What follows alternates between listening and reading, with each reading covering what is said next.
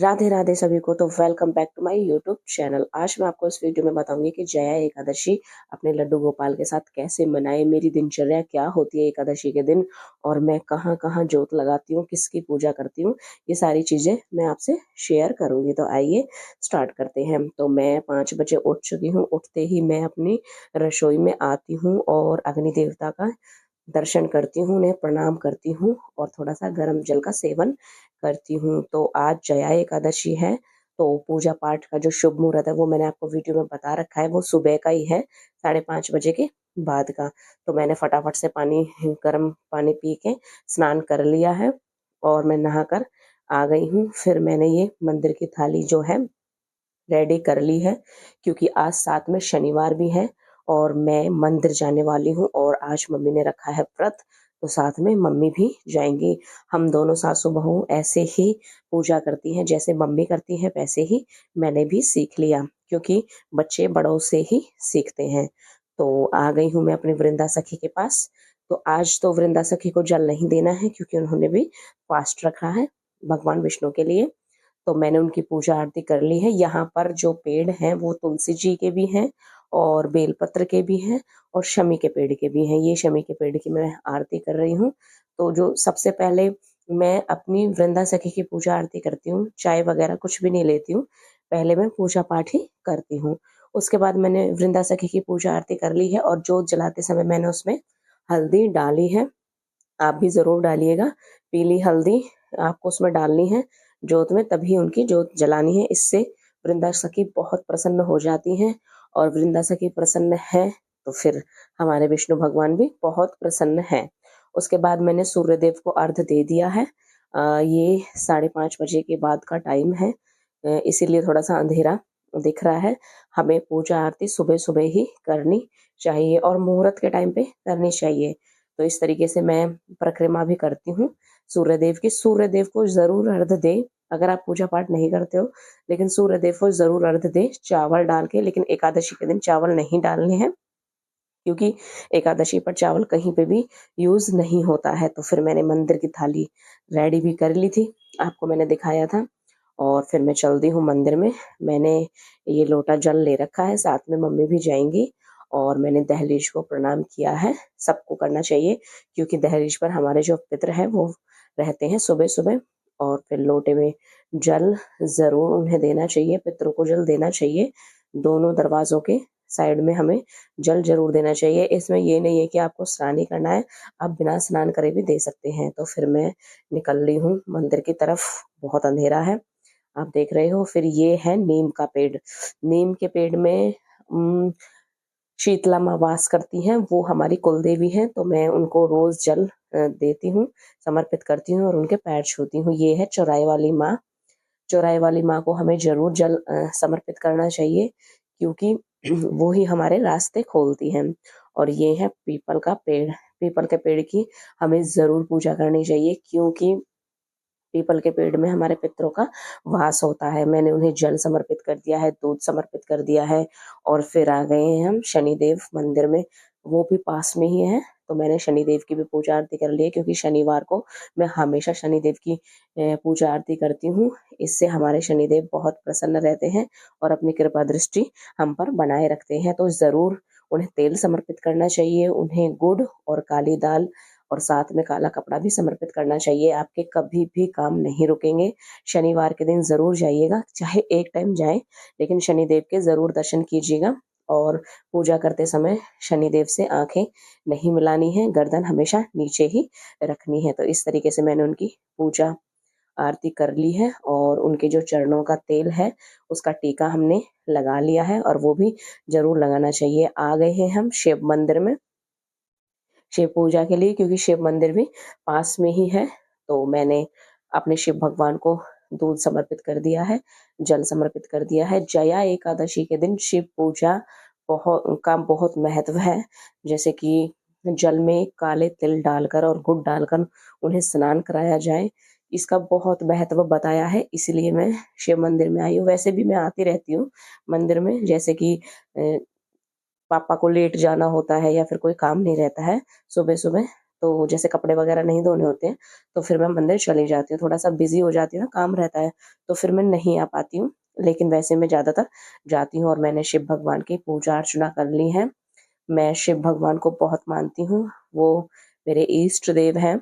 उसके बाद ये पीपल का पेड़ देख सकते हो, सभी लोग इतनी सारी जोत जलाते हैं। फिर हम मंदिर से वापस आ गए हैं। प्रेमानंद जी की जो वीडियो है वो हम डेली देखते हैं और फिर देखते देखते मैंने और मम्मी ने चाय पी। सारी पूजा वूजा करके हमने चाय पी ली है दोनों सासू बहुओं ने साथ बैठकर। और ये मम्मी का स्वेटर कभी खत्म ही नहीं होता है, तो मम्मी ने स्वेटर बना लिया है अपना। साथ में पूजा करने के बाद थोड़ी सी रिलैक्स होकर बैठते हैं क्योंकि थक जाते हैं। फिर आ गई है भाई लड्डू गोपाल जी की बारी। अब मंदिर में आ गए हैं, फूल वगैरह भी ले आए हैं बाहर से। और ये है तुलसी की सूखी लकड़ी, जैसे कि मैंने आपको वीडियो में बताया था कि आपको इस तरीके से भगवान विष्णु की पूजा आरती करनी है। तो इस तरीके से सूखी लकड़ी पर मैंने मतलब रुई लपेट दी है और ये दीपक बना लिया है। इसकी हम आरती करेंगे, इस दीवे की। तो आप भी जरूर कीजिएगा। और फिर मम्मी ने कान्हा जी को, गोपालों को उठा दिया है। पद गायन मैंने गाया है और उन्हें राधे राधे का नाम जाप करवाया है और उन्हें अच्छे से उठाया है। आप देख सकते हो मेरे कान्हा जी कितने प्यार से सो रहे हैं। हम मतलब मंदिर मंदिर की पूजा वगैरह निपटाने के बाद हम अपने लड्डू गोपालों को उठाते हैं। जल्दी नहीं उठाते हैं क्योंकि भाई ठंड है और ठंड में इतना नहीं वो करते हैं, क्योंकि ये बाल गोपाल है, नन्हे गोपाल है। तो इस तरीके से हमने उनको बिठा दिया है उठा के। आप देख रहे हो माधव की और कान्हा की आंखें कैसे चढ़ी चढ़ी हो रही हैं। तुलसी पत्र से हम इनका ब्रुश वगैरह करवाते हैं डेली। तुलसी पत्र एकादशी के दिन नहीं तोड़ना चाहिए, हमने पहले ही तोड़कर रख ली थी और अपने कान्हा जी को गर्म जल का सेवन करवाया है। जैसे कि हम लोग करते हैं वैसे ही अपने कान्हा जी को करवाया है। तो उसके बाद इनकी बारी आ जाती है स्नान की। और मेरे कान्हा जी की ये बात है कि मैं स्नान कराऊं चाहे मम्मी स्नान कराए, वो गोद में आकर बैठ जाते हैं। तो मम्मी का आज फास्ट था, तो वृंदा सखी की भी पूजा मैंने ही की थी और सारी पूजा मैंने की थी। फिर मम्मी बोली आज मेरा फास्ट है, लड्डू गोपालों की सेवा आज मैं करूंगी। तो फिर मैंने कहा कोई बात नहीं मम्मी, आप कीजिए, आपके भी भगवान हैं और आपने व्रत रखा है तो प्लीज अपने भाव से पूजा कीजिए। तो फिर क्या था, मैंने वीडियो शूट कर दी। फिर उसके बाद मम्मी जी ने थाली में कमल दल यंत्र बनाया है, ये हमें जरूर बनाना चाहिए। भाई एकादशी का जो व्रत है वो जरूर रखे। पंचांग के अनुसार माघ मास के शुक्ल पक्ष की एकादशी तिथि पर जया एकादशी का व्रत रखा जाता है। इस साल ये जो व्रत है 8 फरवरी से शाम शाम को 2025 को मनाई जाएगी। अतः इस तिथि पर भगवान विष्णु और माता लक्ष्मी की पूजा करने का बहुत विधान है, आप भी जरूर कीजिएगा। और इस पूजा से करने से साधक के समस्त कष्टों का निवारण होता है, साथ ही उसे भूत प्रेत से छुटकारा मिल जाता है। कहते हैं अगर सच्चे भाव से जया एकादशी का उपवास किया जाए तो साधक को मृत्यु के बाद मोक्ष मिलता है। इसका साधक पर विष्णु भगवान की बहुत कृपा बनी रहती है। ज्योतिषियों के की माने तो इस वर्ष में जया एकादशी मृगऋषि नक्षत्र बन रहा है, जिस पर वृद्धित योग का संयोग। ऐसे में जया एकादशी का व्रत कथा और पाठ करने से सारी समस्याओं का निवारण होता है और आपके भाग्य में वृद्धि होती है। तो आपको मैंने इसका महत्व बता दिया है, क्या महत्व है। तो प्लीज जया एकादशी जरूर कीजिए, क्योंकि जया एकादशी करने से भूत प्रेत की योनियों में मनुष्य नहीं जाता है। और मैंने फिर अपने कान्हा जी को स्नान करा दिया है, आप देख सकते हो।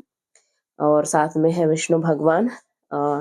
बहुत से लोगों के कमेंट आते हैं कि मैम आप विष्णु भगवान को शालिग्राम की पूजा करती हो, लेडीज नहीं करती हैं। तो मैं आपको बता दूं, जिन लेडीजों के पीरियड्स बंद हो जाते हैं, आते नहीं है, वो भगवान विष्णु की पूजा अर्चना कर सकती हैं। तो मम्मी जो है वो पीरियड से नहीं होती हैं, तो मम्मी उनकी पूजा अर्चना करती है।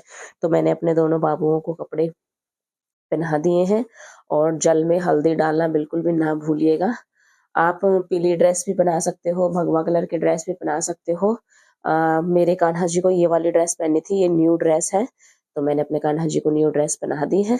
आपको पता है वो कितने ज्यादा नटखट है, वो बिल्कुल अपनी मर्जी से ही काम करते हैं। और बिजरंती माला और उनका मैंने श्रृंगार भी कर दिया है।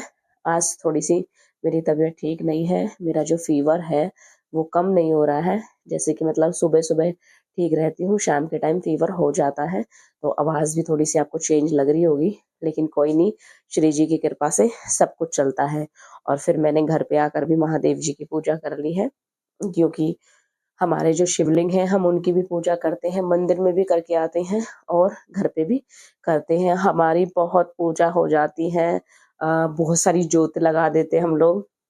भाई हम तो ऐसे ही पूजा करते हैं, हमें ऐसे ही हमारा मन खुश रहता है ऐसे ऐसे पूजा करके। अब कोई इसको सही बोले गलत बोले, भाई हमें नहीं पता उस चीज़ का, लेकिन हम दिल से और भाव से करते हैं, तो ऐसे करते हैं। क्योंकि हमारे घर पे अगर महादेव है तो उनका भी पूजन करना बहुत ज़रूरी है, और मंदिर भी हम चले ही जाते हैं। मंदिर हमारा थोड़ा सा पास में है, और फिर मैंने अपने महादेव पर टीका करके चंदन का उन्हें बेलपत्र समर्पित कर दिया है, और पीले फूल भी समर्पित कर दिए हैं, और सबको लगा दिया है टीका। सबको स्नान करा के बिठा दिया है और सबको टीका लगा दिया है। आप मेरे शालिग्राम भगवान को देख सकते हो, कितने ज़्यादा प्यारे लग रहे हैं, और वो मुझे बहुत प्यारे लगते हैं, पता नहीं क्या बात है। उसके बाद मैंने जोत जला दी है। देखो, आप घी की जोत भी जला सकते हो और तिल के तेल की भी जोत आप जला सकते हो, वो दोनों पवित्र माने गए हैं। तो फिर क्या था, मैंने फूलों से प्लेट को सजा दिया है, और अपने भगवान की पूजा आरती, विष्णु भगवान की पूजा आरती, साथ में लक्ष्मी मैया की पूजा आरती कर ली है, क्योंकि लक्ष्मी मैया का पूजन करना भी बहुत ज़रूरी है। साथ में और तुलसी की लकड़ी का जो दीवा मैंने बनाया है, वो भी बहुत शुभ माना गया है। बस इस दीवे को आप भी ज़रूर जलाइएगा जया एकादशी के दिन। अगर मेरा ब्लॉग थोड़ा-सा लेट हो जाता है, भाई देखो हमें भी रिकॉर्ड करना पड़ता है, फिर उसकी वीडियो बनानी पड़ती है, फिर उसको डालना पड़ता है।